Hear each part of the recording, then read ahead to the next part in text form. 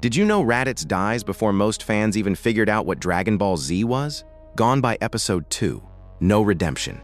No second chance. Just a villain with Saiyan blood and nowhere to go. But what if Goku let him live? What if Raditz, the guy who called Earth worthless, actually stayed and trained with the Z fighters?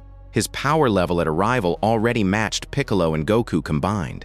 Imagine that rage pointed at Vegeta instead.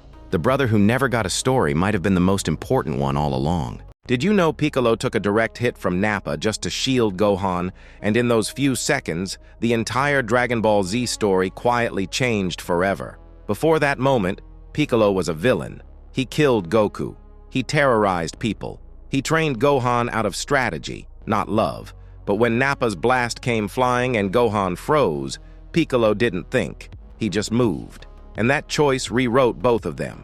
Piccolo dying for Gohan gave the kid something heavier than grief. It gave him a reason to become something. The guilt, the loss, the memory of someone choosing to die for you before you're even 8 years old. That kind of weight either breaks a person or builds them. Now flip it. Piccolo never jumps. He survives, but he stays cold. He stays distant. Gohan never carries that loss, never feels that debt, never gets that fire lit inside him. Would Gohan still unlock the power he did on the Namek arc? Would Piccolo ever actually become a father figure without being forced to prove it first? 1 second, 2 lives. Completely different story. Did you know one single death quietly built the entire foundation of Dragon Ball Z's power system? Frieza grabs Krillin, lifts him into the air, and then he explodes him. Just like that. And in that moment, something inside Goku completely shatters. The rage that follows is not just anger. It is grief turned into energy. That is what triggers the Super Saiyan transformation for the first time in 1,000 years. But what if Krillin survives? Goku has nothing to break him open. No grief deep enough to push past his limits.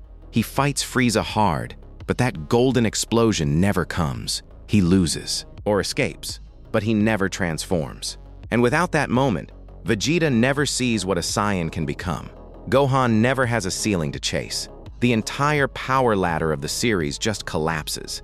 Every Super Saiyan after Goku exists because Krillin died on Namek. Every single one. One death did not just change the story. It built the whole mythology from the ground up. Did you know Gohan was supposed to replace Goku as the main character of Dragon Ball Z? Toriyama planned it. After the Cell Games, Gohan stood on top of the world. 16 years old, Super Saiyan 2, the strongest fighter alive. The torch was passed, and then nothing. The Buu saga starts and Gohan is studying. He is awkward, weak, and almost comic relief. The guy who killed Cell can barely hold his own against Dabura. It felt like the writers got nervous and quietly walked their own choice back. But what if they didn't? What if Gohan trained through those 7 years instead of stepping away? What if he showed up to Buu's arrival as the undisputed strongest being on Earth, no questions asked? The Buu saga changes completely. Goku stays dead longer. Vegeta has something real to prove. And the kid who carried the weight of the whole world on his shoulders at 16 finally gets to carry it all the way home.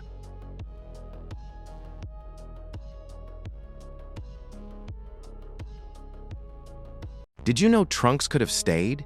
He had every reason to. Goku was alive because of him. His parents were right there. A whole world that hadn't burned yet. And he chose to go back anyway. Think about what that actually means. Trunks traveled through time, handed Goku medicine that saved his life, and then walked back into a future where almost everyone he ever loved was already dead. He was 17 years old. Now flip it. What if he stayed? Bulma would have lost her mind trying to keep him close. She already lost him once, in a timeline she'll never fully understand. Vegeta is the complicated part, though. He doesn't do emotional.